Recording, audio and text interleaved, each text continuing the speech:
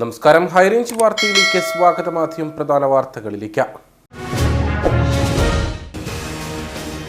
മുൻ MLA-യും KPCC executive അംഗവുമായിരുന്ന PP സുലൈമാൻ റാവുത്തർ കോൺഗ്രസ് വിട്ട് CPM-നൊപ്പം ചേർന്നു. റാവുത്തർ CPM-ലേക്ക് എത്തിയത് രമേശ് ചെന്നിത്തല ചെയർമാനായുള്ള 25-അംഗ തെരഞ്ഞെടുപ്പ് പ്രചാരണ സമിതി അംഗത്വം രാജിവെച്ച. ഇടുക്കി ലോക്സഭാ തെരഞ്ഞെടുപ്പിന്റെ മുന്നോടിയായി അതാത് നിയമസഭാ മണ്ഡലങ്ങളിലേക്കുള്ള വോട്ടിംഗ് യന്ത്രങ്ങൾ സ്ട്രോങ് റൂമുകളിലേക്ക് മാറ്റി. ഓരോ മണ്ഡലങ്ങളിലേക്കും യന്ത്രങ്ങൾ കൊണ്ടുപോയത് പ്രത്യേകം സജ്ജീകരിച്ച കവചിത വാഹനങ്ങളിൽ. വാഹനങ്ങളുടെ ഫ്ളാഗ് ഓഫ് ജില്ലാ കളക്ടർ ഷീബ ജോർജ് നിർവഹിച്ചു. കട്ടപ്പനയിൽ നഗരസഭാ ഇറച്ചി വിൽപ്പനശാലയിൽ ഭക്ഷ്യസുരക്ഷാ വകുപ്പിന്റെ പരിശോധന. മതിയായ രേഖകളില്ലാത്തതിനാൽ കടയടയ്ക്കണമെന്ന നിർദ്ദേശം. വിവിധ വകുപ്പുകൾ പരിശോധനയ്ക്കെത്തിയത്. ഏതാനും ദിവസങ്ങൾക്ക് മുൻപ് കരാറുകാരൻ ഇറച്ചി വില 300 രൂപയായി കുറച്ചത് വിവാദമായതിന് പിന്നാലെ. അന്തരീക്ഷ താപനില അനിയന്ത്രിതമായി ഉയരുന്നതോടെ ഹൈറേഞ്ചിലെ ഏലം കൃഷിയിടങ്ങൾ തരിശു നിലങ്ങളാകുന്നു. ഏലച്ചെടികൾ കൂട്ടമായി കരിഞ്ഞുണങ്ങുന്നതോടെ കൃഷി ഉപേക്ഷിക്കാൻ നിർബന്ധിതരായി കർഷകർ. വിശദമായ വാർത്തകളിലേക്ക്. മുൻ MLA-യും KPCC എക്സിക്യൂട്ടീവ് അംഗവുമായിരുന്ന PP സുലൈമാൻ റാവുത്തർ കോൺഗ്രസ് വിട്ട് CPM-നൊപ്പം ചേർന്നു. രമേശ് ചെന്നിത്തല ചെയർമാനായുള്ള 25-അംഗ തെരഞ്ഞെടുപ്പ് പ്രചാരണ സമിതി അംഗത്വം രാജിവെച്ചാണ് റാവുത്തർ CPM-ലേക്ക് എത്തിയത്. CPM ഇടുക്കി ജില്ലാ സെക്രട്ടറി CV വർഗീസിനൊപ്പം സുലൈമാൻ റാവുത്തർ തൊടുപുഴയിലെത്തി വാർത്താസമ്മേളനം നടത്തിയാണ് കോൺഗ്രസ് വിട്ടതായി പ്രഖ്യാപിച്ചത്. KPCC എക്സിക്യൂട്ടീവ് അംഗമായിരുന്ന PP സുലൈമാൻ റാവുത്തർ നിലവിൽ KPCC രൂപീകരിച്ച രമേശ് ചെന്നിത്തല ചെയർമാനായിട്ടുള്ള 25-അംഗ തെരഞ്ഞെടുപ്പ് പ്രചാരണ സമിതി അംഗത്വം രാജിവെച്ചാണ് CPM-നൊപ്പം എത്തിയിരിക്കുന്നത്. കോൺഗ്രസ് നേതാക്കളിൽ നിന്നും അപമാനവും അവഗണനയും ഉണ്ടായി. തെരഞ്ഞെടുപ്പ് പ്രചരണ തൊഴിലാളിയായി തന്നെ കണ്ടു. രമേശ് ചെന്നിത്തലയും K സുധാകരനും തന്നെ അപമാനിച്ചതായും സുലൈമാൻ റാവുത്തർ പറഞ്ഞു. ആ സവർണ ഫാസിസ്റ്റ് വർഗീയതയ്ക്കെതിരെ അതിശക്തമായ ഒരു പടയൊരുക്കമാണ് രാജ്യത്തൊട്ടാകെ ഉണ്ടായിക്കൊണ്ടിരിക്കുന്നത്. ഇവിടെ ഇന്ത്യ മുന്നണി വളരെ സുസജ്ജമായി അതിനുള്ള നീക്കങ്ങൾ നടത്തുന്നുണ്ട്. പക്ഷേ വളരെ കരുതലോടുകൂടി കേരളത്തിലെ വോട്ടർമാർ ഈ തെരഞ്ഞെടുപ്പിനെ കാണുന്നില്ലെങ്കിൽ വലിയ ദുഃഖത്തിലേക്ക് കാര്യങ്ങൾ പോകും എന്നുള്ള കാര്യത്തിൽ സംശയം. ദേശീയ തലത്തിൽ ഇവിടെ സവർണ ഫാസിസ്റ്റ് വർഗീയ ശക്തിയെ നേരിടാൻ ഇന്ത്യൻ പാർലമെന്റിനകത്തും പുറത്തും ഇടതുപക്ഷ പാർട്ടികളുടെ ഒരു ശക്തമായ നിര സൃഷ്ടിക്കപ്പെടുന്നില്ലെങ്കിൽ നമ്മുടെ മുൻപോട്ടുള്ള നീക്കങ്ങൾ വളരെ ദുർബലമാകും എന്നുള്ള ബോധ്യത്തിന്റെ അടിസ്ഥാനത്തിൽ ആ ഇടതുപക്ഷ മുന്നണിക്ക് നേതൃത്വം നൽകുന്ന കമ്മ്യൂണിസ്റ്റ് പാർട്ടി മാർക്സിസ്റ്റുമായി CPM-മായി സഹകരിച്ചുകൊണ്ട് ആ ഒരു പ്രവർത്തനത്തിൽ എൻ്റെതായ ഒരു എളിയ പങ്ക് വഹിക്കണമെന്ന് കഴിഞ്ഞ 3 വർഷക്കാലത്തെ രാഷ്ട്രീയ നിശബ്ദതയ്ക്കിടയിൽ ഞാൻ വളരെ ആലോചിച്ചെടുത്ത ഒരു തീരുമാനമാണ് CPM-ന്റെ ഭാഗമായി അതിലൂടെ ഇടതുപക്ഷ മുന്നണിയുടെ ഭാഗമായി ഈ പോരാട്ടത്തിൽ പങ്കെടുക്കുകയായിരുന്നു. കോൺഗ്രസ് നേതൃത്വത്തിനെതിരെ വലിയ രീതിയിൽ അതൃപ്തി പ്രമുഖ നേതാക്കൾക്കുണ്ടെന്നും മുൻ MLA പറഞ്ഞു. KSU പ്രവർത്തകനായി കോൺഗ്രസ് രാഷ്ട്രീയത്തിലേക്ക് കടന്നുവന്ന PP സുലൈമാൻ റാവുത്തർ ഇടുക്കിയിൽ നിന്നുമാണ് 2 തവണയും മത്സരിച്ചത്. ഇടുക്കിയിൽ പ്രവർത്തന പരിചയമുള്ള സുലൈമാൻ റാവുത്തറുടെ കടന്നുവരവ് LDF സ്ഥാനാർത്ഥി അഡ്വക്കേറ്റ് ജോയ്സ് ജോർജിന് അനുകൂല സാഹചര്യം ഒരുക്കുമെന്നാണ് ഇടത് നേതാക്കളുടെ വിലയിരുത്തൽ. ഇടുക്കി ലോക്സഭാ തെരഞ്ഞെടുപ്പിന്റെ മുന്നോടിയായി അതാത് നിയമസഭാ മണ്ഡലങ്ങളിലേക്കുള്ള വോട്ടിംഗ് യന്ത്രങ്ങൾ സ്ട്രോങ് റൂമുകളിലേക്ക് മാറ്റി. ഓരോ മണ്ഡലങ്ങളിലേക്കും പ്രത്യേകം സജ്ജീകരിച്ച കവചിത വാഹനങ്ങളിലാണ് യന്ത്രങ്ങൾ കൊണ്ടുപോയത്. വാഹനങ്ങളുടെ ഫ്ളാഗ് ഓഫ് ജില്ലാ കളക്ടർ ഷീബ ജോർജ് നിർവഹിച്ചു. ജില്ലയിലെ 1003 പോളിംഗ് സ്റ്റേഷനുകളിലേക്കായി 1202 ballot unit, 1202 control unit, 1300 VVPAT എന്നിവയ്ക്ക് ആവശ്യമായ paper roll, VVPAT battery, control unit battery എന്നിവയാണ് കളക്ടറേറ്റിലെ ഇലക്ഷൻ വിഭാഗത്തിൽ നിന്ന് വിതരണം ചെയ്തത്. ബൂത്തുകളിലേക്ക് ആവശ്യമായ ബാലറ്റ് യൂണിറ്റ്, കൺട്രോൾ യൂണിറ്റ് എന്നിവയുടെ എണ്ണത്തിന്റെ 20%വും വിവിപാറ്റ് യന്ത്രങ്ങളുടെ 30%വും അധികം യന്ത്രങ്ങളാണ് ഓരോ മണ്ഡലങ്ങളിലേക്കും അയക്കുന്നത്. 5 മണ്ഡലങ്ങളിൽ നിന്നുള്ള അസിസ്റ്റന്റ് റിട്ടേണിംഗ് ഓഫീസർമാരാണ് EVM മെഷീനുകൾ ഏറ്റുവാങ്ങിയത്. GPS ഉൾപ്പെടെയുള്ള സുരക്ഷ ഉറപ്പാക്കിയാണ് വോട്ടിംഗ് യന്ത്രങ്ങൾ ഓരോ നിയോജക മണ്ഡലങ്ങളിലെയും സ്ട്രോങ് റൂമിൽ എത്തിക്കുന്നത്. ഇവിടെ യന്ത്രങ്ങൾ സൂക്ഷിക്കുകയും ഏപ്രിൽ 18-ന് യന്ത്രങ്ങൾ കമ്മീഷൻ ചെയ്തതിനു ശേഷം 25-ന് പോളിംഗ് ബൂത്തുകളിൽ എത്തിക്കുകയും ചെയ്യും. സബ് കളക്ടർമാരായ ഡോക്ടർ അരുണസ് നായർ, ജയകൃഷ്ണൻ VM, ഡെപ്യൂട്ടി കളക്ടർമാരായ doctor Arun JO, K Manoj, sweep nodal officer Libu Lawrence എന്നിവർ പരിപാടിയിൽ പങ്കെടുത്തു. കട്ടപ്പനയിൽ നഗരസഭ ഇറച്ചി വിൽപ്പനശാലയിൽ ഭക്ഷ്യസുരക്ഷാ വകുപ്പിന്റെ പരിശോധന. മതിയായ രേഖകളില്ലാത്തതിനാൽ കടയടയ്ക്കണമെന്ന് നിർദ്ദേശം നൽകി. ഏതാനും ദിവസങ്ങൾക്ക് മുൻപ് കരാറുകാരൻ ഇറച്ചിവില 300 രൂപയായി കുറച്ചത് വിവാദമായിരുന്നു. ഇതിന് പിന്നാലെയാണ് വിവിധ വകുപ്പുകൾ പരിശോധനയ്ക്കെത്തിയത്. നഗരസഭയുടെ കീഴിലുള്ള അലീഫ് മീറ്റ് സ്റ്റാളിലായിരുന്നു ഭക്ഷ്യസുരക്ഷാ വകുപ്പ് എൻഫോഴ്സ്മെന്റ് വിങ്ങിന്റെ മിന്നൽ പരിശോധന നടന്നത്. ഇറച്ചിക്കടക്കെതിരെ പരാതി ലഭിച്ചതിനെ തുടർന്നാണ് പരിശോധന നടത്തിയതെന്നാണ് വിവരം. മാംസം വിൽക്കാൻ ഭക്ഷ്യസുരക്ഷാ വകുപ്പിന്റെ ലൈസൻസ് ഇല്ലെന്ന് കണ്ടെത്തിയതോടെ കടയടയ്ക്കാൻ ഉദ്യോഗസ്ഥർ നിർദ്ദേശം നൽകി. ഇതിന് പിന്നാലെ ജീവനക്കാരും ഉദ്യോഗസ്ഥരും തമ്മിൽ വാക്കേറ്റമായി.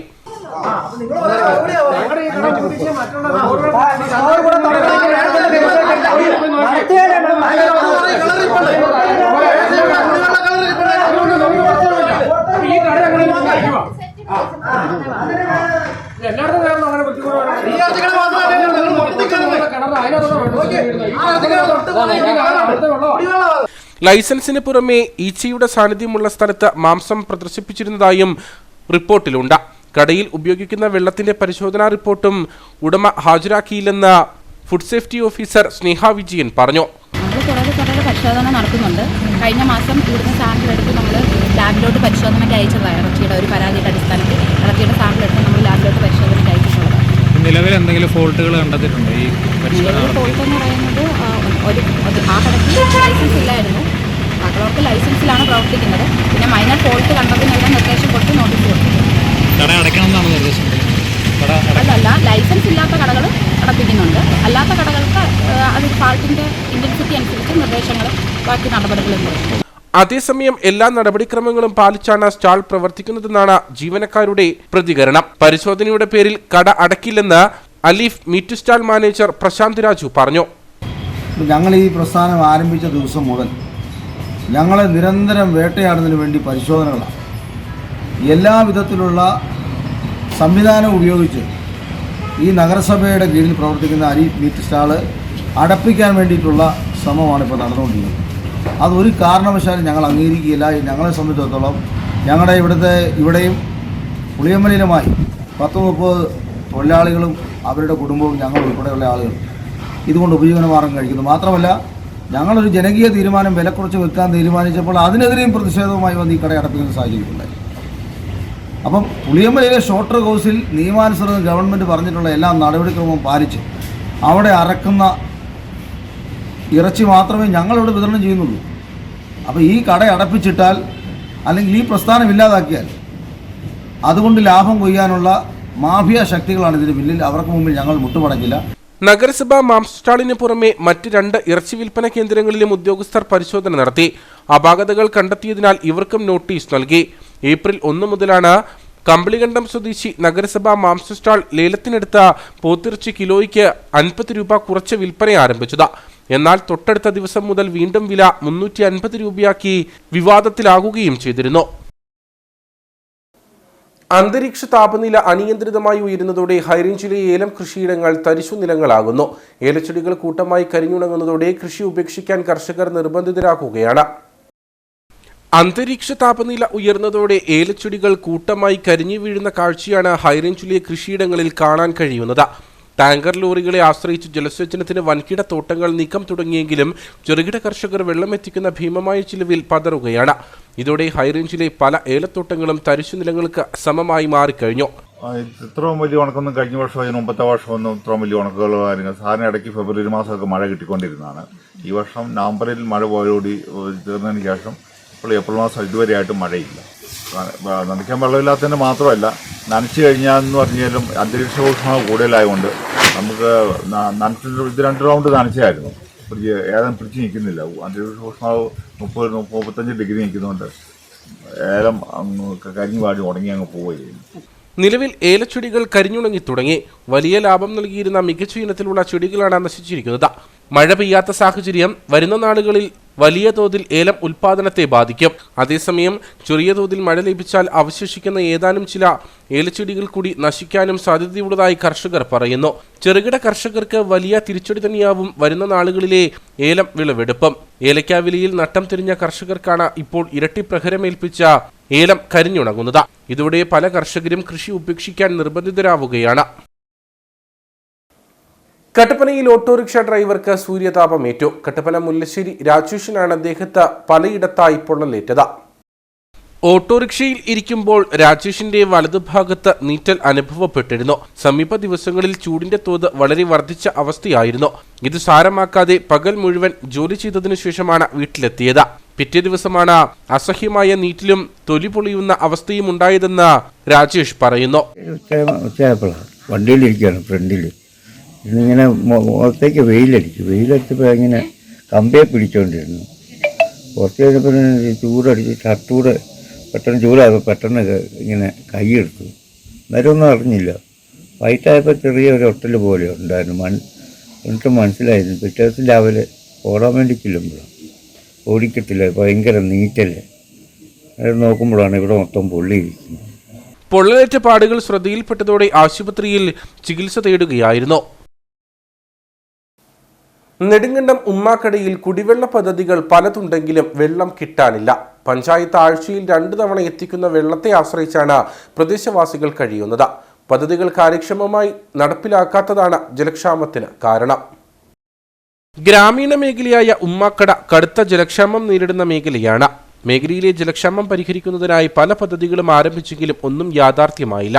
ജില്ലാ പഞ്ചായത്ത് ഫണ്ട് ഉപയോഗിച്ച് കുളവും പഞ്ചായത്ത് ഫണ്ട് ഉപയോഗിച്ച് ജലസംഭരണിയും നിർമ്മിച്ച ജലം വിതരണം ചെയ്യുകയും ചെയ്തിരുന്നു. എന്നാൽ നിലവിൽ പദ്ധതി പ്രവർത്തനരഹിതമാണ്. ഏതാനും നാളുകൾക്ക് മുൻപ് വീണ്ടും ഇവിടെ ടാങ്ക് നിർമ്മിക്കുകയും പുതിയ മോട്ടോർ സ്ഥാപിക്കുകയും ചെയ്തിരുന്നു. ചാറൽമേട്ടിൽ കുഴൽക്കിണർ നിർമ്മിച്ചെങ്കിലും ഇവിടെയും വെള്ളമില്ല. നിലവിൽ പഞ്ചായത്ത് വാഹനത്തിൽ എത്തിച്ചു നൽകുന്ന 600 ലിറ്റർ വെള്ളമാണ് ഇവരുടെ ആശ്രയം. മക്കളുടെ ഭാഗത്ത് നിലവിലെ കുടിവെള്ള ക്ഷാമമാണ്. ഇപ്പൊ ആഴ്ചയിലെ 2 പ്രാവശ്യം പഞ്ചായത്ത് തരുന്ന വെള്ളമാണ്. ബാക്കി നമ്മളെ ജീപ്പിനൊക്കെ വിലക്ക് മേടിക്കുകയാണ് ചെയ്യുന്നത്. നമുക്ക് 8 മുക്കിലൊരു കുടിവെള്ള പദ്ധതി ഉണ്ടായിരുന്നു, അവിടെയും വെള്ളമില്ല. പിന്നെ രണ്ടാമത് നമുക്ക് ഉമ്മാക്കട ഭാഗത്തായിട്ടൊരു കുടിവെള്ള പദ്ധതി ഉണ്ടായിട്ട് അതിന് ടാങ്കി പണിതേ ഉള്ളൂ. ടാങ്കി പണിതല്ലാതെ ആ കുളത്തിനും വെള്ളമില്ല. ഒരു കുഴൽക്കിണർ അടിച്ച് അതിലും വെള്ളമില്ല. നിലവിൽ വെള്ളത്തിന് വേറെ സോഴ്സ് ഇല്ല ഇവിടെ. ഇപ്പോൾ പഞ്ചായത്ത് തരുന്ന വെള്ളം മാത്രമാണ് നമുക്ക് നിലവിലുള്ളത്. പുതിയ ടാങ്കി പണിതിട്ട് അത് ഇതുവരെ ഉപയോഗിച്ചിട്ട് പോലുമില്ല. പൂർണ്ണമായും കൂലിവേലക്കാരായ നിർധന കുടുംബങ്ങൾ കഴിയുന്ന മേഖലയാണിവിടം. വൻ വില കൊടുത്ത് വെള്ളം വാങ്ങേണ്ട അവസ്ഥ ഇവർക്ക് വലിയ ബുദ്ധിമുട്ടാണ് സൃഷ്ടിക്കുന്നത്. കടുത്ത വേനലിൽ അയ്യപ്പൻകോവിൽ ഉപ്പുതറ മേഖലയിൽ കുടിവെള്ളക്ഷാമം രൂക്ഷം. കുളങ്ങളിലെയും കിണറുകളിലെയും പിരിയാറ്റിലെയും ഉൾപ്പെടെ വെള്ളം പറ്റിയതോടെ ത്രിതല പഞ്ചായത്തുകളുടെ വിവിധ കുടിവെള്ള പദ്ധതികൾ ജനങ്ങൾക്ക് പ്രയോജനപ്പെടാത്ത അവസ്ഥയാണ് നിലവിൽ. വേനൽ കടുത്തതോടെ ഹൈറേഞ്ചിന്റെ പല മേഖലകളിലും കുടിവെള്ളക്ഷാമം രൂക്ഷമായിരിക്കുകയാണ്. കുളങ്ങളിലെയും കിണറുകളിലെയും വെള്ളം വറ്റിയതോടെ ആളുകൾക്ക് മറ്റു പല സ്ഥലങ്ങളിൽ നിന്നും വാഹനങ്ങളിലും മറ്റുമായി വെള്ളം എത്തിക്കേണ്ട അവസ്ഥയാണ് നിലവിൽ. ഇതോടൊപ്പം പെരിയാറ്റിലെ ജലവും പറ്റിയതോടെ കുടിവെള്ള പദ്ധതികളടക്കം പ്രതിസന്ധിയിലായി. മനുഷ്യൻ എന്ത് ചെയ്യണമെന്നറിയാൻ മേലാതെ ഒരു തുള്ളി വെള്ളത്തിന് നെട്ടോട്ടം ഓടുന്ന ദൈനംദിന കാഴ്ചയാണ് നമ്മൾ കണ്ടുകൊണ്ടിരിക്കുന്നത്. മലമുകളിലൊക്കെ താമസിക്കുന്ന ആളുകൾ താഴ്വാരങ്ങളിലൊക്കെയാണ് വെള്ളം സംഭരിച്ചുകൊണ്ടിരുന്നത്. താഴ്വാരങ്ങളിലെത്തുമ്പോഴാണ് നദികളെല്ലാം വറ്റി വരണ്ട് കിടക്കുന്ന സ്ഥിതി കാണുന്നത്. അവിടെയും ജലമില്ലാത്ത അവസ്ഥയിൽ ഇനി എന്ത് ചെയ്യുമെന്നുള്ള വളരെ രൂക്ഷമായ ഒരു ചോദ്യം സാധാരണ ജനങ്ങളുടെ മുന്നിലുണ്ട്. നിരവധിയായ കുടിവെള്ള പദ്ധതികൾ നമ്മുടെ വിവിധ മേഖലകളിൽ കോടിക്കണക്കിന് രൂപ ചെലവഴിച്ച് നിർമ്മാണം നടത്തിയിട്ടുണ്ടെങ്കിലും അതൊന്നും ഫലപ്രാപ്തിയിലെത്താതെ പോയിട്ടുള്ള 100 കണക്കിന് പദ്ധതികളാണ് കിടക്കുന്നത്. ഓരോ ഗ്രാമങ്ങൾ പരിശോധിച്ചാലും അവിടെ എല്ലാം ലക്ഷങ്ങൾ മുടക്കിയ ത്രിതല പഞ്ചായത്തുകളുടെയും ഗവൺമെൻറ്റിൻ്റെയും എല്ലാം വിവിധ പദ്ധതികൾ നമുക്ക് കാണാം. ഒരെണ്ണത്തിൽ നിന്ന് പോലും ഒരു തുള്ളി വെള്ളമെടുക്കുവാൻ കഴിയുന്ന സാഹചര്യമില്ല. പല കുളങ്ങളും നിർമ്മിച്ചിട്ടുണ്ടെങ്കിലും അതൊക്കെ ഇപ്പോൾ സ്വകാര്യ വ്യക്തികളുടേതായി മാറിയിരിക്കുന്ന സാഹചര്യമുണ്ട്. 10 ലക്ഷം, 15 ലക്ഷം, 25 ലക്ഷം, 50 ലക്ഷം, 1 കോടി രൂപ വരെയൊക്കെ മുടക്കിയ പദ്ധതികൾ ഇന്ന് ഉപയോഗശൂന്യമായി കിടക്കുന്നു. വ്യക്തമായൊരു മോണിറ്ററിംഗ് സംവിധാനമില്ലാത്തത് കൊണ്ട് കുടിവെള്ള പദ്ധതികളിലെ അതിൻ്റെ തുടർ പ്രവർത്തനങ്ങൾ നടക്കുന്നില്ല. പല മേഖലകളിലെയും ചെറുതും വലുതുമായ നിരവധി കുടിവെള്ള പദ്ധതികൾ പ്രതിസന്ധിയിലായിരിക്കുകയാണ്. കൂടാതെ വിവിധ ഭാഗങ്ങളിൽ ത്രിതല പഞ്ചായത്തുകളിൽ നിർമ്മിച്ച കിണറുകളും കുളങ്ങളും സ്വകാര്യ വ്യക്തികൾ കയ്യേറിയതായും ആക്ഷേപമുണ്ട്. ആറ്റിങ്ങൽ NDA സ്ഥാനാർത്ഥി വി മുരളീധരന്റെ പ്രചരണ പരിപാടികൾ അലങ്കോലപ്പെടുത്തിയ CPM ഇടപെടൽ അപലപനീയമെന്ന BJP ദേശീയ നിർവാഹക സമിതി അംഗം കുമ്മനം രാജശേഖരൻ. പരാജയ ഭീതി മൂലമാണ് CPM ഇത്തരം ശ്രമങ്ങൾ നടത്തുന്നത്. പലയിടങ്ങളിലും പ്രകോപനം സൃഷ്ടിക്കാൻ CPM ശ്രമിക്കുന്നു. അനിൽ ആന്റണിയുമായി ബന്ധപ്പെട്ട വിവാദങ്ങൾക്ക് അനിൽ ആന്റണി മറുപടി പറയണം. പാർട്ടിയുടെ നിലപാട് സംസ്ഥാന പ്രസിഡന്റ് വ്യക്തമാക്കിയിട്ടുണ്ടെന്നും കുമ്മനം രാജശേഖരൻ തൊടുപുഴയിൽ പറഞ്ഞു. ആറ്റിങ്ങലിലെ NDA സ്ഥാനാർത്ഥി ശ്രീ വി മുരളീധരൻ്റെ പ്രചരണ പരിപാടികൾ അട്ടിമറിക്കാനും അലങ്കോലപ്പെടുത്താനും CPM നടത്തുന്ന ശ്രമം വളരെ അങ്ങേയറ്റ അപലപനീയമാണ്. പരാജയ ഭീതിയിൽ നിന്നുമാണ് CPM ഇതെല്ലാം ചെയ്യുന്നത്. ബോംബുണ്ടാക്കിയത് വാസ്തവത്തിൽ എതിരാളികളെ, പ്രതിയോഗികളെ നേരിടുന്നത് അക്രമത്തിലൂടെ ആയിരിക്കും എന്നുള്ളതിൻ്റെ മുന്നറിയിപ്പാണ്. അതൊരു വലിയ താക്കീതും മുന്നറിയിപ്പുമായിരുന്നു. ഇപ്പോൾ പലയിടങ്ങളിലും പ്രകോപനം സൃഷ്ടിച്ച് തെരഞ്ഞെടുപ്പ് പ്രവർത്തനത്തിൻ്റെ സ്വതന്ത്രമായിട്ടുള്ള മുന്നോട്ടുള്ള പോക്കിനെ തടയാനും അങ്ങനെ ഒരു ഭീകരാന്തരീക്ഷം സൃഷ്ടിച്ച് അതിലൂടെ എങ്ങനെയെങ്കിലും കടന്നു കയറി ജയിക്കാം എന്നുള്ള വ്യാമോഹമാണ് CPMനുള്ളത്. അതെല്ലാം അതുമായി ബന്ധപ്പെട്ട ആളുകൾ വിശദീകരണം നൽകേണ്ട കാര്യമാണ്. അനിൽ ആന്റണിയെ സംബന്ധിക്കുന്ന കാര്യം അനിൽ ആന്റണിയാണ് പറയേണ്ടത്. മറ്റുള്ളവർ ആരെയൊക്കെ പരാമർശിക്കുന്നുണ്ട് അവർ അതിൻ്റെ വിശദീകരണം നൽകും. ഇന്ന് BJPയുടെ സംസ്ഥാന പ്രസിഡന്റ് ഈ വക വിഷയത്തെക്കുറിച്ച് വിശദീകരിച്ചിട്ടുണ്ടെന്നാണ് ഞാൻ വിചാരിക്കുന്നത്. ഒരു പത്രസമ്മേളനം അദ്ദേഹം നടത്തിയിട്ടുണ്ട്. അതിൽ അദ്ദേഹം പാർട്ടിയുടെ നയവും സമീപനവും അഭിപ്രായവും വെളിപ്പെടുത്തിയിട്ടുണ്ട്. അതുകൊണ്ട് അതിൽ കൂടുതലൊന്നും എനിക്ക് ഇപ്പോൾ പറയാനില്ല. സ്ത്രീകളെ കബളിപ്പിക്കും വിധമുള്ള സംവരണ ബില്ല് പാസാക്കുന്നത് തിരഞ്ഞെടുപ്പ് മുന്നിൽ കണ്ടുകൊണ്ടുള്ള നരേന്ദ്രമോദിയുടെ തന്ത്രമാണെന്ന് സംസ്ഥാന മൃഗസംരക്ഷണ വകുപ്പ് മന്ത്രി ജെ ചിഞ്ചുറാണി. കാഞ്ചാറിൽ സംഘടിപ്പിച്ച LDF തെരഞ്ഞെടുപ്പ് പൊതുയോഗത്തിൽ സംസാരിക്കുകയായിരുന്നു മന്ത്രി. LDF കാഞ്ചിയാർ പഞ്ചായത്ത് കമ്മിറ്റിയുടെ നേതൃത്വത്തിലാണ് തെരഞ്ഞെടുപ്പ് പൊതുയോഗം സംഘടിപ്പിച്ചത്. ലബ്ബക്കടയിൽ സംഘടിപ്പിച്ച പരിപാടി സംസ്ഥാന മൃഗസംരക്ഷണ വകുപ്പ് മന്ത്രി ജെ ചിഞ്ചുറാണി ഉദ്ഘാടനം ചെയ്തു. സ്ത്രീകളെ കബളിപ്പിക്കുന്ന വിധത്തിലുള്ള സംവരണ ബില്ല് രാജ്യത്ത് കൊണ്ടുവന്നത് നരേന്ദ്രമോദിയാണ്. രാജ്യത്ത് ആദ്യമായി BJP സംവരണ ബില്ല് കൊണ്ടുവന്നുവെന്ന് അവകാശപ്പെടുമ്പോഴും അവ പെട്ടിയിൽ അടച്ചു വെച്ചിരിക്കുകയായിരുന്നു. എന്നാൽ വളരെ വേഗം ബില്ല് പാസാക്കിയത് പാർലമെന്റ് തെരഞ്ഞെടുപ്പിൽ സ്ത്രീകളെ തെറ്റിദ്ധരിപ്പിച്ച് വോട്ട് നേടാനുള്ള മോദിയുടെ തന്ത്രമാണ്. രാജ്യത്തെ എഴുത്തുകാരെ പോലും ചൂഷണം ചെയ്യുന്ന തരത്തിലാണ് നരേന്ദ്രമോദി സർക്കാർ പ്രവർത്തിക്കുന്നതെന്നും മന്ത്രി ജെ ചിഞ്ചുറാണി പറഞ്ഞു. 8 നമ്മൾ വീണ്ടും തെരഞ്ഞെടുപ്പിനെ നേരിടുമ്പോഴും നമുക്ക് ആ സംവരണ ബില്ല് പെട്ടിയിൽ തന്നെ ഇരിക്കും. സ്ത്രീകളെ കബളിപ്പിക്കുന്ന തരത്തിലുള്ള സംവരണ ബില്ല് നമ്മുടെ രാജ്യത്ത് കൊണ്ടുവന്നത് നരേന്ദ്രമോദിയാണ്. ഇപ്പം പക്ഷേ അദ്ദേഹം പ്രസംഗിക്കുമ്പോൾ പറയും രാജ്യത്ത് ആരും നടപ്പിലാകാതെ BJP അധികാരത്തിൽ വന്നപ്പോൾ ഞങ്ങൾ നടപ്പിലാക്കി എന്നാണ് BJP ഇപ്പോൾ അവകാശപ്പെടുന്നത്. പക്ഷേ അത് പെട്ടിയിൽ അടച്ചു വയ്ക്കുവാനുള്ളതല്ല. എന്താണ് രാജ്യത്തിന് ഡീലിമിറ്റേഷൻ കൊണ്ടുവരണം, മണ്ഡലം തര നിർണയം നടത്തണം. അതുപോലെ തന്നെ സെൻസസ് ഞങ്ങൾക്ക് പൂർത്തീകരിക്കണം. 2011 സെൻസസ്സാണ് ഇതുവരെ അവർക്ക് പൂർത്തീകരിക്കുവാൻ കഴിഞ്ഞില്ല, തുടങ്ങുവാൻ അവർക്ക് സാധ്യമല്ല. അപ്പോൾ പിന്നെന്തിനാണ് ഈ സംവരണ ബില്ല് വളരെ പെട്ടെന്ന് പാസ്സാക്കി പാർലമെൻറ്റ് തെരഞ്ഞെടുപ്പ് നടക്കുന്ന ഈ കാലഘട്ടത്തിൽ ജനസംഖ്യയുടെ പകുതിയിലധികം വരുന്ന സ്ത്രീകളുടെ വോട്ട് നേടി വിജയിക്കുവാൻ വേണ്ടി നരേന്ദ്രമോദി കൊണ്ടുവന്നൊരു തന്ത്രമാണ് സംവരണ ബില്ല് എന്നുള്ളത് ഞങ്ങൾക്ക് മനസ്സിലാക്കുവാൻ സാധിക്കും. നമ്മുടെ രാജ്യത്ത് നമുക്കറിയാം ന്യൂനപക്ഷത്തിനെതിരായിട്ടുള്ള ധാരാളം പീഡനങ്ങൾ രാജ്യത്ത് നടക്കുന്നു. ദളിതർക്കെതിരായിട്ടുള്ള പീഡനങ്ങൾ നമ്മുടെ രാജ്യത്ത് നടക്കുന്നു. ഏതുതരം ഭക്ഷണം കഴിക്കണമെന്ന് തീരുമാനിക്കുവാനുള്ള അധികാരം കേന്ദ്ര ഗവൺമെൻറ്റാണ്. രാജ്യത്തെ എഴുത്തുകാരായിട്ടുള്ള ആൾക്കാർ എന്തെഴുതണം എന്ന് തീരുമാനിക്കുന്നത് കേന്ദ്രം ഭരിക്കുന്നവരാണ്. നമുക്കറിയാം ഏറ്റവും നല്ല എഴുത്തുകാർക്ക് ഉള്ള അവാർഡുകൾ അതല്ലെങ്കിൽ മറ്റ് അവർക്ക് കിട്ടേണ്ടുന്ന അവാർഡുകൾ ഉൾപ്പെടെ ഏറ്റുവാങ്ങിയ അത്തരത്തിലുള്ള എഴുത്തുകാർ ഉൾപ്പെടെ അവരുടെ പുരസ്കാരങ്ങൾ തിരിച്ച് നമ്മുടെ രാജ്യത്തിന് കൊടുക്കുന്നൊരവസരം ഇന്ന് നമ്മുടെ രാജ്യത്ത് നമുക്ക് കാണുവാൻ സാധിക്കും. യോഗത്തിൽ LDF നേതാക്കളായ Romeo Sebastian, Anil Kuvaplakkal, Paulson Mathew, Augustine Mathew, KN Roy, Ratheesh Athikuzhi, Manojam Thomas, Louis Vezhambathottam, Jose Njayarkulam, VR Saji, VR Sasi, KC Biju, KK Sajimon തുടങ്ങിയവർ സംസാരിച്ചു. രാജകുമാരി ഗ്രാമപഞ്ചായത്തിലെ ഖജനാപ്പാറ കുമ്പപ്പാറ മേഖലയിൽ അടിമത്വമാണ് നിലനിൽക്കുന്നതെന്ന് തൃക്കാക്കര MLA ഉമ തോമസ്. UDF തെരഞ്ഞെടുപ്പ് പ്രചരണത്തിന്റെ ഭാഗമായി രാജകുമാരി കുമ്പപ്പാറയിൽ നടന്ന കുടുംബസംഗമം ഉദ്ഘാടനം ചെയ്ത് സംസാരിക്കുകയായിരുന്നു അവർ.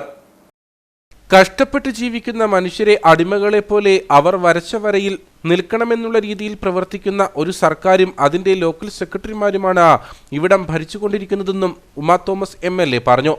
UDF സ്ഥാനാർത്ഥി അഡ്വക്കേറ്റ് ഡീൻ കുര്യാക്കോസിന്റെ തെരഞ്ഞെടുപ്പ് പ്രചരണത്തിന്റെ ഭാഗമായി രാജകുമാരി കുംഭപ്പാറയിൽ നടന്ന 16ാം ബൂത്ത് കുടുംബസംഗമം ഉദ്ഘാടനം ചെയ്ത് സംസാരിക്കുകയായിരുന്നു അവർ. നമ്മളുടെ കൂടെ നമ്മളെ പോലെയുള്ള മനുഷ്യരിവിടെ കഷ്ടപ്പെട്ട് ജീവിക്കുമ്പോൾ അവരെയെല്ലാം അടിമകളെ പോലെ അവർ വരച്ച വരയിൽ നിൽക്കണമെന്നുള്ള രീതിയിൽ പ്രവർത്തിക്കുന്ന ഒരു ഗവൺമെന്റ് ആണ്. അതിന്റെ ലോക്കൽ സെക്രട്ടറികളൊക്കെയാണ് ഇവിടെ ഭരിച്ചുകൊണ്ടിരിക്കുന്നത് എന്നത് നമ്മൾ ശ്രദ്ധിക്കണം. നമ്മൾക്കും നാളെ ഇതൊന്നും വരാൻ ഒരു താമസവുമില്ല. ഇന്നൊരു വീട് പണിയണമെങ്കിൽ അതുപോലെ തന്നെ അവിടെ ആ തമിഴ് വംശജരുടെ ഇടയിൽ ഒരു വീടിന് പെർമിറ്റ് കിട്ടിയിട്ട് പഞ്ചായത്തിൽ നിന്ന് സാങ്ഷൻ കിട്ടിയിട്ട് പോലും അത് പണിയാനായിട്ട് ലോക്കൽ സെക്രട്ടറിയുടെ അനുവാദം കിട്ടാത്തത് കൊണ്ട് പണിയാൻ സാധിച്ചിട്ടില്ല. എന്നിട്ട് അദ്ദേഹം നിവൃത്തിയില്ലാത്തത് കൊണ്ട്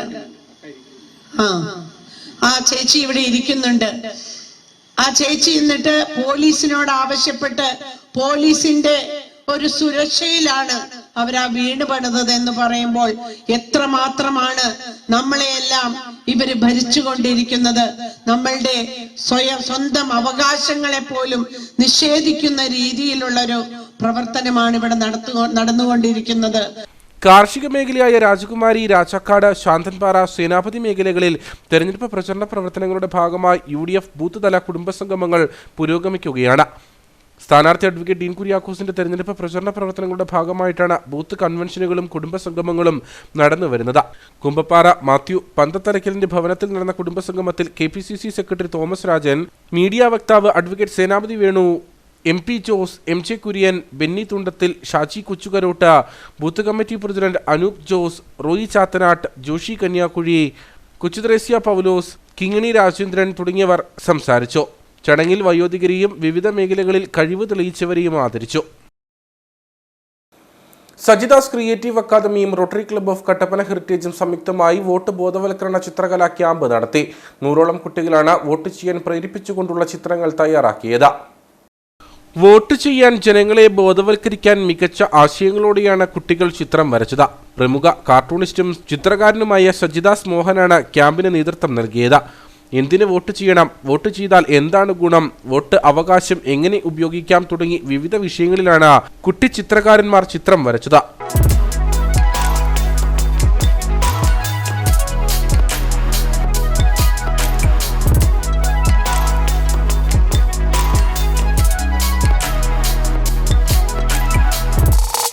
നിരവധി ആളുകൾ ചിത്രകലാ ക്യാമ്പ് കാണുവാനും എത്തിയിരുന്നു.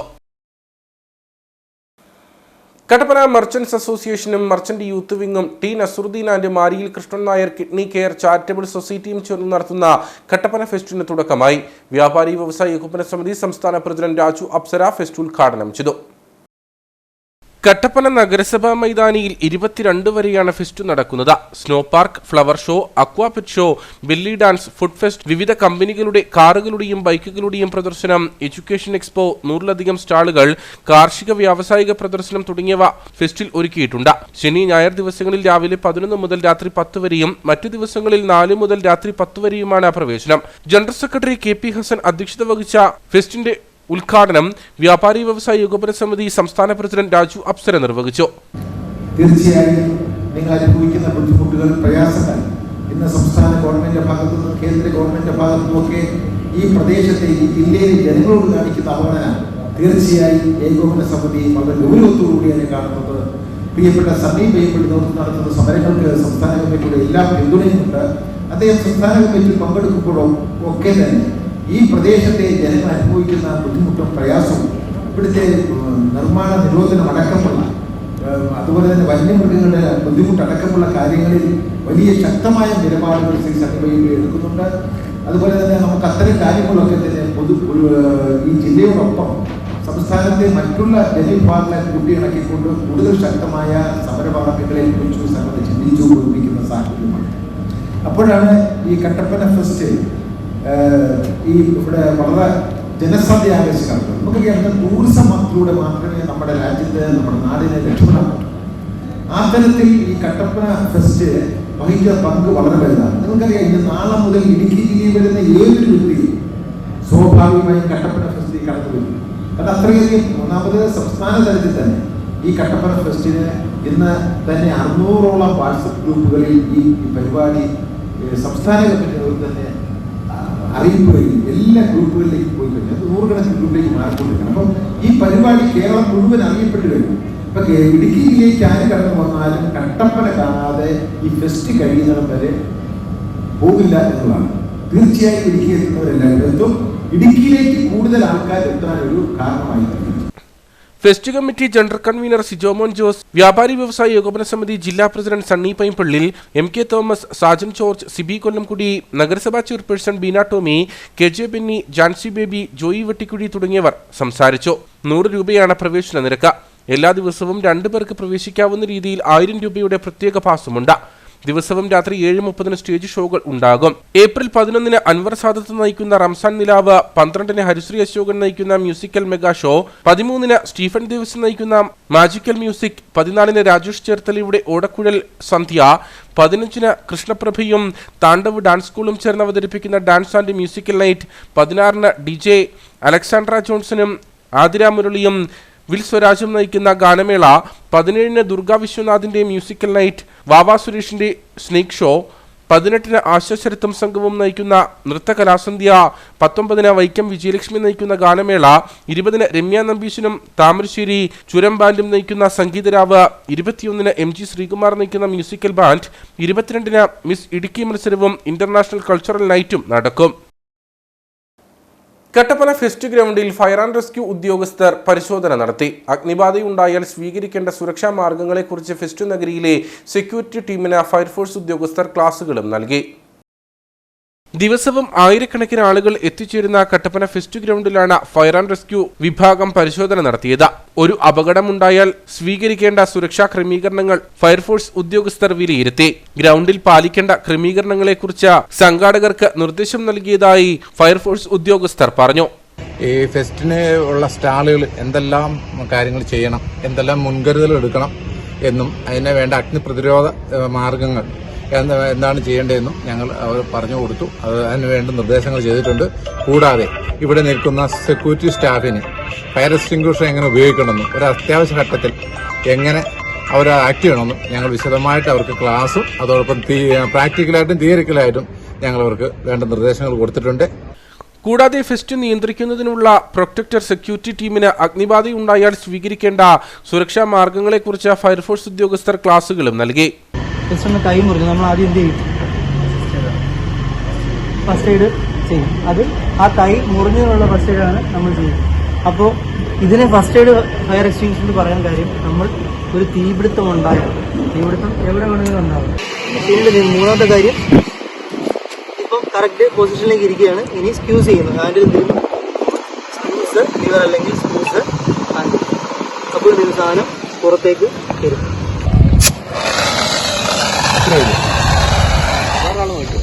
ഏപ്രിൽ 22 വരെയാണ് ഫെസ്റ്റ് നടക്കുന്നത്. ആയിരക്കണക്കിന് ആളുകൾ എത്തുമെന്നാണ് സംഘാടകരുടെ പ്രതീക്ഷ. അതുകൊണ്ട് തന്നെ എല്ലാ സുരക്ഷാ സംവിധാനങ്ങളും ഒരുക്കുന്നതിന്റെ ഭാഗമായിട്ടാണ് ഫയർ ആൻഡ് റെസ്ക്യൂ ഉദ്യോഗസ്ഥർ പരിശോധന നടത്തിയത്. ഹൈറേഞ്ചിലെ കൊക്കോ കർഷകർക്ക് ആശ്വാസമേകി കൊക്കോ വില 850 രൂപയിലെത്തി. വിപണിയിൽ ആദ്യമായിട്ടാണ് കൊക്കോക്കായുടെ വില 850 രൂപ വരെ എത്തുന്നത്. രോഗകീടബാധകൾ കൊക്കോ കൃഷിയെ ബാധിക്കുന്നുണ്ടെങ്കിലും വില ഉയരുന്നത് കർഷകർക്ക് പ്രതീക്ഷ നൽകുന്നുണ്ട്. നാളുകൾക്ക് ശേഷമാണ് കൊക്കോയ്ക്ക് വില 850 രൂപ വരെ എത്തുന്നത്. അണ്ണാൻ ശല്യവും മറ്റ് രോഗങ്ങളും ഹൈറേഞ്ചിലെ കൊക്കോ കർഷകരെ കൃഷിയിൽ നിന്നും പിന്മാറാൻ പ്രേരിപ്പിച്ചിരുന്നു. ഈ സാഹചര്യത്തിൽ നിരവധി കർഷകർ മരങ്ങൾ വെട്ടിക്കളയുകയും മറ്റു കൃഷികളിലേക്ക് തിരിയുകയും ചെയ്തു. എന്നാൽ കൊക്കോ കർഷകർക്ക് ആശ്വാസം നൽകിയാണ് പച്ച കൊക്കോക്കായ്ക്ക് 250 രൂപയും ഉണക്കയ്ക്ക് 850 രൂപയിലും എത്തിയിരിക്കുന്നത്. കർഷകരെ സംബന്ധിച്ച് പറയുകയാണെങ്കിൽ കൊക്കോ കർഷകർക്ക് നല്ലൊരു സഹായമാണ്. നല്ല റിക്കാർഡ് വിലയാണ്. 800-850 രൂപ വരെ ഉണക്കപ്പരിപ്പിനുണ്ട്. അതുപോലെ തന്നെ പച്ചക്ക് 250 രൂപ വീടുമുണ്ട്. അണ്ണാനും കൈലിയൊക്കെ തിന്നതിൻ്റെ ബാലൻസ് ആണെങ്കിലും വലിയ കുഴപ്പമില്ല, നല്ല വിലയാണ്. ഇവിടുത്തെ കർഷകരെ സംബന്ധിച്ച് പറയുകയാണെങ്കിൽ കൊക്കോയ്ക്ക് 2-3 വർഷം മുമ്പ് വില തീർത്തില്ലായിരുന്നു. ആ സമയത്ത് എല്ലാ കർഷകരും കൊക്കോയെല്ലാം വെട്ടിക്കളഞ്ഞിട്ട് ഏലം ഇട്ടു. ഈ വർഷം ഏലത്തിനും വിലയില്ല. കൊക്കോയ്ക്കാണെങ്കിൽ റിക്കാർഡ് വില കയറി വരുന്നു. കൊക്കോയ്ക്ക് ഈ 850 രൂപ ഇപ്പോൾ തന്നെ ഉണ്ടാകാം. നല്ല കർഷകരെ സംബന്ധിച്ച് നല്ലൊരു ആശ്വാസമായ വിലയാണത്. പല കർഷകരും ഇപ്പോൾ ഇടവിളയായിട്ടാണ് കൊക്കോ കൃഷി ചെയ്തു വരുന്നത്. കനത്ത ചൂടും രോഗങ്ങളും കൊക്കോ കർഷകർക്ക് തലവേദന സൃഷ്ടിക്കുന്നുണ്ടെങ്കിലും വില ഉയരുന്നത് കർഷകർക്ക് പ്രതീക്ഷ നൽകുന്നുണ്ട്. കട്ടപ്പന ഇടുക്കിക്കവലയിൽ ഓട്ടോറിക്ഷയും കാറും അപകടത്തിൽപ്പെട്ടതിനെ തുടർന്ന് ഗതാഗത തടസ്സമുണ്ടായി. അപകടത്തെ തുടർന്ന് അരമണിക്കൂറോളം ടൗണിൽ ഗതാഗതം സ്തംഭിച്ചു. നിർദ്ദിഷ്ട മലയോര ഹൈവേയിൽ നിന്നും ബൈപ്പാസ് റോഡിലേക്ക് കടന്ന ഓട്ടോറിക്ഷയും കാറും തമ്മിൽ ഇടിക്കുകയായിരുന്നു. അപകടത്തെ തുടർന്ന് ഇടുക്കിക്കവല ഭാഗത്ത് അരമണിക്കൂറോളം ഗതാഗതം സ്തംഭിച്ചു. ഇടിയുടെ ആഘാതത്തിൽ കാറിന്റെ മുൻഭാഗത്തെ ചില്ല പൂർണ്ണമായും തകർന്നു. ഡ്രൈവർ പരിക്കേൽക്കാതെ രക്ഷപ്പെട്ടു. കട്ടപ്പന ട്രാഫിക് പോലീസ് സ്ഥലത്തെത്തി ഗതാഗതം പുനഃസ്ഥാപിച്ചു. ടൗണിലെ റോഡുകൾക്ക് മതിയായ വീതിയില്ലാത്തതാണ് ഗതാഗതം തടസ്സപ്പെടുവാൻ കാരണമെന്ന പരാതി ഉയർന്നു. പലപ്പോഴും ടൗണിൽ അപകടങ്ങൾ നടക്കുമ്പോൾ ഗതാഗതം സ്തംഭിക്കുന്നത് പതിവ് കാഴ്ചയാണ്. വണ്ടിപ്പെരിയാർ മൂങ്കലാർ പോസ്റ്റ് ഓഫീസിൽ നിന്ന് വിരമിക്കുന്ന ടി രവി വെള്ളാപ്പാണിയിലിന് നാട്ടുകാരുടെ നേതൃത്വത്തിൽ യാത്രയയപ്പ് നൽകി. പീരുമേട് MLA വാഴൂർ സോമൻ യാത്രയയപ്പ് സമ്മേളനം ഉദ്ഘാടനം ചെയ്തു. തപാൽ വകുപ്പിൽ 37 വർഷക്കാലത്തോളം സേവനം അനുഷ്ഠിച്ചയാളാണ് വണ്ടിപ്പെരിയാർ കീരിക്കര സ്വദേശിയായ വെള്ളാപ്പാണിയിൽ രവി. തോട്ടം മേഖലയായ വണ്ടിപ്പെരിയാറിന്റെ വിവിധ പ്രദേശങ്ങളിലായിരുന്നു ഇദ്ദേഹത്തിന്റെ സേവനം. സർവീസിൽ നിന്നും വിരമിക്കുന്ന അവസാന കാലയളവിൽ മൂങ്കലാർ പോസ്റ്റ് ഓഫീസിലെ പോസ്റ്റുമാനായിരുന്നു രവി. 37 വർഷക്കാലത്തെ സർവീസിൽ നിന്നും വിരമിക്കുന്ന അവസരത്തിലാണ് മൂങ്കലാർ പ്രദേശവാസികളുടെ നേതൃത്വത്തിൽ യാത്രയയപ്പ് സമ്മേളനം നടത്തിയത്. പീരുമേട് MLA വാഴൂർ സോമൻ സമ്മേളനം ഉദ്ഘാടനം ചെയ്തു.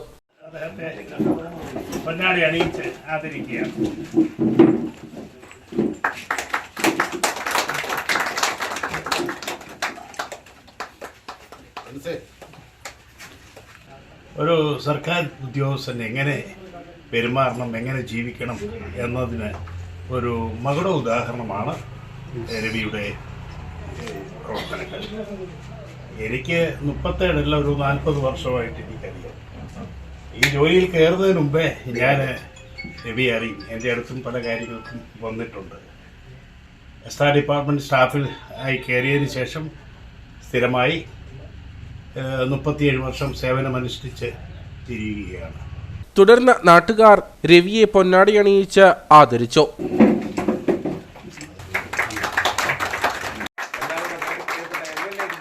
നിരവധി ആളുകൾ പരിപാടിയിൽ പങ്കെടുത്തു. കാഞ്ചിയാറിൽ സ്വകാര്യ ഗ്യാസ് ഏജൻസിയുടെ ഗോഡൌണിൽ നിന്നും ഉഗ്രവിഷമുള്ള മൂർഖൻ പാമ്പിനെ പിടികൂടി. 6 അടി നീളമുള്ള മൂർഖൻ പാമ്പിനെ ഗ്യാസ് ഏജൻസി ജീവനക്കാരാണ് ആദ്യം കണ്ടത്. തുടർന്ന് പാമ്പ് പിടുത്ത വിദഗ്ധൻ ഷുക്കൂർ സ്ഥലത്തെത്തി പാമ്പിനെ പിടികൂടി. കാഞ്ചിയാറിൽ പ്രവർത്തിക്കുന്ന KPM ഗ്യാസ് ഏജൻസിയുടെ ഗോഡൌണിൽ നിന്നുമാണ് പാമ്പിനെ കണ്ടെത്തിയത്. ഗ്യാസ് കുറ്റികൾക്കിടയിൽ എന്തോ ശബ്ദം കേട്ട് ജീവനക്കാർ പരിശോധിച്ചപ്പോഴായിരുന്നു പാമ്പിനെ കണ്ടത്. ഉടൻ തന്നെ പാമ്പ് പിടുത്ത വിദഗ്ധൻ ഷുക്കൂറിനെ വിവരമറിയിക്കുകയായിരുന്നു. ഞാൻ കുറ്റിയെടുക്കാൻ വേണ്ടി അകത്തേക്ക് കയറിയപ്പോ കണ്ട് സൗണ്ട് കേട്ടു. സൗണ്ട് കേട്ടു. ഞാൻ എലിയാന്ന് ഓർത്തോണ്ടാ ഇരുന്നത്. കാലിന്റെ ചോട്ടി. ഗ്യാസ് കുറ്റികൾക്കിടയിൽ കയറിയ പാമ്പിനെ ഏറെ ശ്രമപ്പെട്ടാണ് ഷുക്കൂർ പിടികൂടിയത്. 6 അടി നീളമുള്ള മൂർഖൻ പാമ്പിനെയാണ് പിടികൂടിയത്. പുല്ലാനി ഇനത്തിൽപ്പെട്ട പാമ്പ് അല്പനേരം ആശങ്ക സൃഷ്ടിച്ചെങ്കിലും ഒടുവിൽ ഷുക്കൂറിന്റെ വലയിലായി. ഇതിങ്ങനെ വരാനുള്ള സാധ്യത എന്ന് പറഞ്ഞാൽ മൊത്തം നെറ്റിന് മറിച്ചിട്ട് പോലും ഈ പാസേജിൽ കൂടെ കയറിയതാകാനാണ് സാധ്യത. മൊത്തം നെറ്റിന് മറിച്ചേക്കാണ്.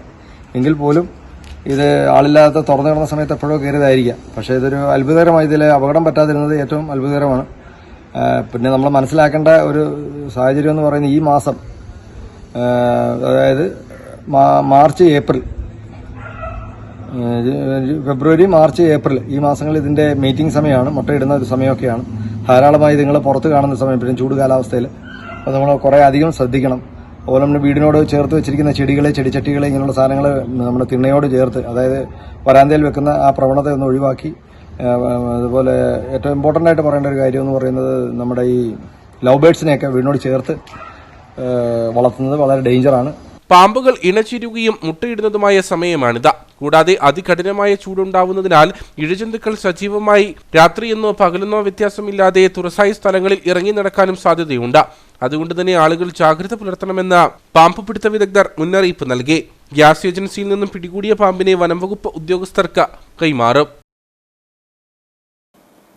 അയ്യപ്പൻകോവിൽ മരുതംപേട്ടയിൽ ജില്ലാ പഞ്ചായത്ത് നിർമ്മിച്ച പകൽ വീട് കാട് കയറി നശിക്കുന്നു. 15 ലക്ഷത്തോളം രൂപ മുടക്കി നിർമ്മിച്ച കെട്ടിടമാണ് സാമൂഹ്യ വിരുദ്ധരുടെയും മദ്യപ സംഘങ്ങളുടെയും താവളമായി മാറിയിരിക്കുന്നത്.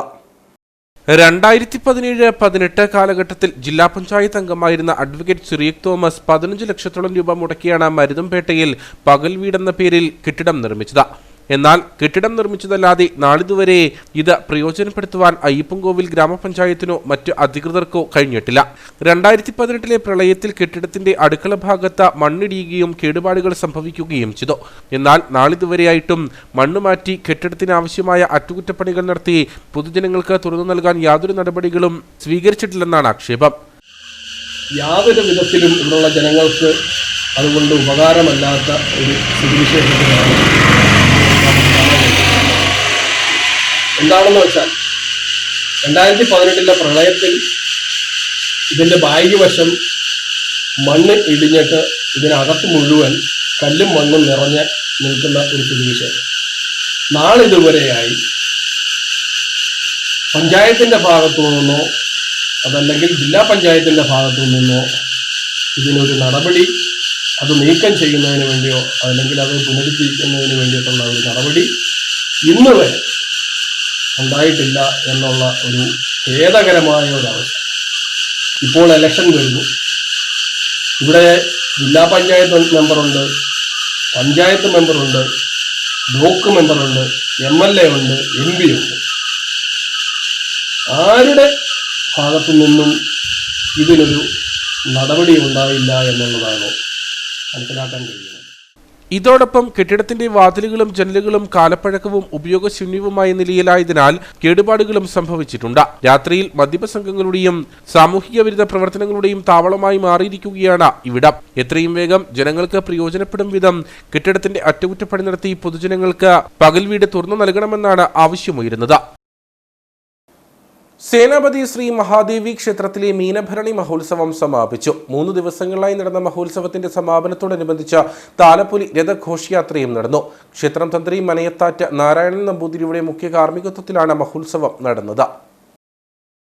ഇടുക്കിയിലെ അതിപുരാതന ക്ഷേത്രങ്ങളിലൊന്നാണ് സേനാപതി ഗ്രാമപഞ്ചായത്തിലെ ശ്രീ മഹാദേവി ക്ഷേത്രം. മഹാദേവി ക്ഷേത്രം ട്രസ്റ്റിന്റെ കീഴിൽ പ്രവർത്തിച്ചു വരുന്ന ക്ഷേത്രത്തിൽ കഴിഞ്ഞ 3 ദിവസങ്ങളിലായി നടന്നു വന്നിരുന്ന മീനഭരണി മഹോത്സവത്തിനാണ് സമാപനമായത്. മനയത്താറ്റ് നാരായണൻ നമ്പൂതിരിയുടെ നേതൃത്വത്തിൽ 8-ാം തീയതി കൊടിയേറിയതോടെ തുടക്കമായ മഹോത്സവത്തിന്റെ സമാപനത്തോടനുബന്ധിച്ച് മാവിളക്കുകളുടെയും ആട്ടക്കാവടിയുടെയും വാദ്യമേളങ്ങളുടെയും അകമ്പടിയോടെ ഇല്ലിപ്പാലത്തു നിന്നും ക്ഷേത്ര അങ്കണത്തിലേക്ക് താലപ്പൊലി രഥഘോഷയാത്ര നടന്നു.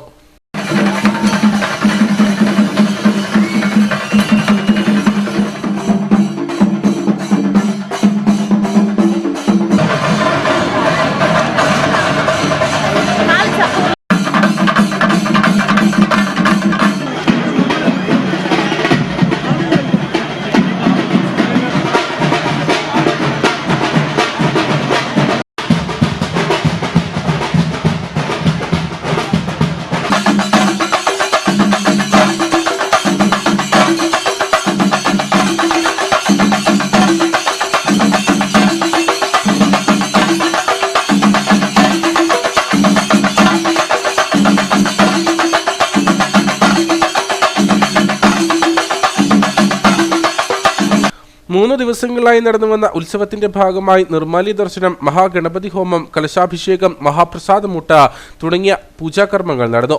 ക്ഷേത്രം മേൽശാന്തി സതീഷ്, ക്ഷേത്രം ശാന്തി സബിൻ എന്നിവരുടെ കാർമ്മികത്വത്തിലാണ് പൂജാകർമ്മങ്ങൾ നടന്നത്. മഹോത്സവത്തോടനുബന്ധിച്ച് ദേവിയുടെ അനുഗ്രഹം തേടി നിരവധി ഭക്തജനങ്ങളാണ് ക്ഷേത്രാങ്കണത്തിലെത്തിയത്.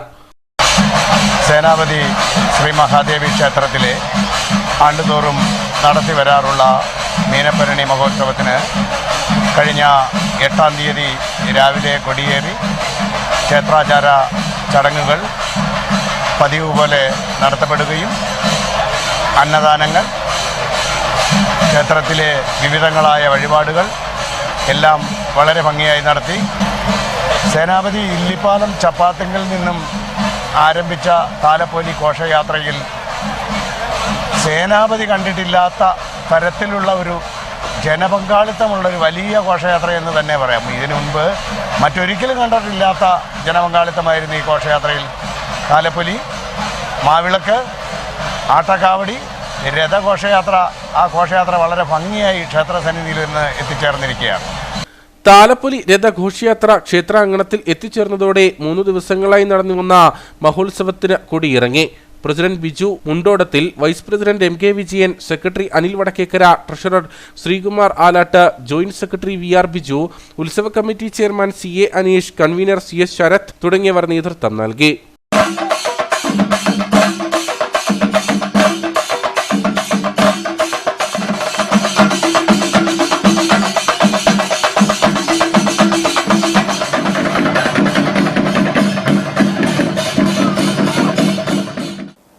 ഇനി നേർക്കാഴ്ചയിലേക്ക്.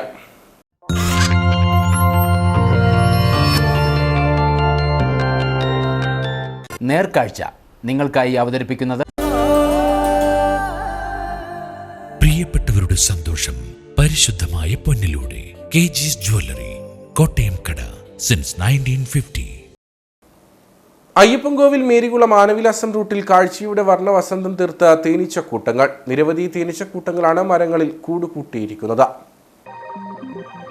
മേരികുളം നിരപ്പേൽക്കടയിലാണ് ഏലക്കാടുകളിൽ ഈ വലിയ മരങ്ങളിൽ തേനീച്ചകൾ കൂടുകൂട്ടിയിരിക്കുന്നത്.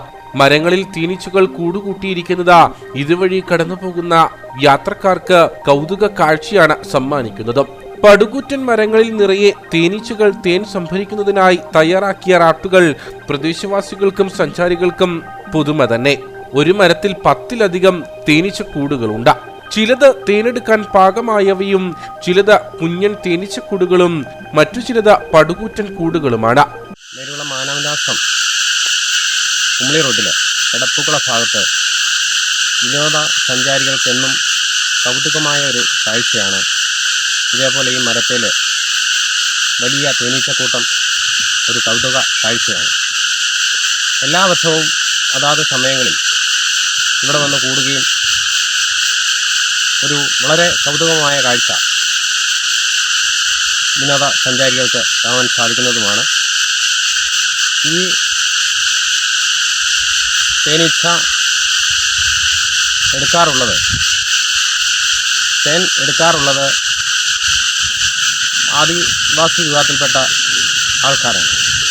എല്ലാ വർഷവും അതെടുക്കുകയും പിറ്റേ വർഷം അതേ സമയത്ത് തന്നെ വന്ന് കൂടുകൂട്ടുകയും ചെയ്യുന്നത് വളരെ കൗതുകമായ ഒരു കാഴ്ചയാണ് കാണാറ്. ഇത്തരത്തിലെ വലിയ മരങ്ങളിൽ തേനീച്ചകൾ ശേഖരിച്ച തേനെടുക്കുന്നതിന് ആദിവാസി വിഭാഗത്തിലെ ആളുകളാണ് എത്തുന്നത്. മരങ്ങളിൽ കയറുന്നതിന് പ്രത്യേകം തയ്യാറാക്കിയ ഏണിയും സ്ഥാപിച്ചിട്ടുണ്ട്. എല്ലാ വർഷവും തേനീച്ചകൾ സ്ഥിരമായി ഇവിടുത്തെ മരങ്ങളിൽ ഇത്തരത്തിൽ കൂടുകൂട്ടാറുള്ളതായി പ്രദേശവാസികൾ പറയുന്നു. എന്തായാലും മേരികുളം കുമളി റൂട്ടിൽ സഞ്ചരിക്കുന്നവർക്ക് കൗതുക കാഴ്ചയാണ് തേനീച്ചക്കൂടുകൾ സമ്മാനിക്കുന്നത്.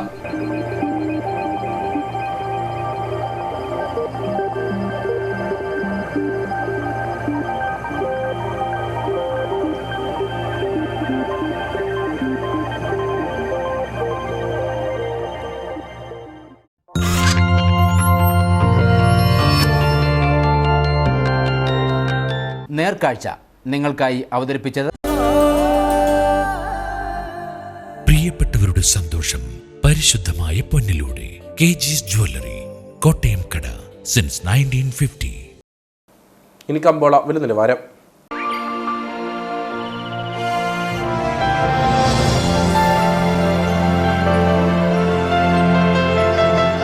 കമ്പോളം നിങ്ങൾക്കായി അവതരിപ്പിക്കുന്നത് പ്രിയപ്പെട്ടവരുടെ സന്തോഷം പരിശുദ്ധമായ പൊന്നിലൂടെ KG's ജ്വല്ലറി, കോട്ടയം കട, സിൻസ് 1950. RNS സ്പൈസസ് ഏലക്ക ലേല വിവരം. ആകലോട്ട് 224, വിൽപ്പനയ്ക്ക് വന്നത് 69,946, വിൽപ്പന നടന്നത് 68,749, കൂടിയ വില 2,622, ശരാശരി വില 1,715. കട്ടപ്പന കമ്പോളം. കുരുമുളക് കിലോഗ്രാമിന് 540 രൂപ, ഏലം കൂടിയ വില 1,600, ഏലം ശരാശരി വില 1,200, കാപ്പിപ്പരിപ്പ് 325, ഗ്രാമ്പു 925, കൊക്കോ 220, റബ്ബർ 180. സ്വർണം വെള്ളി വിപണി. സ്വർണം ഗ്രാമിന് 6,620 രൂപ, വെള്ളി 88.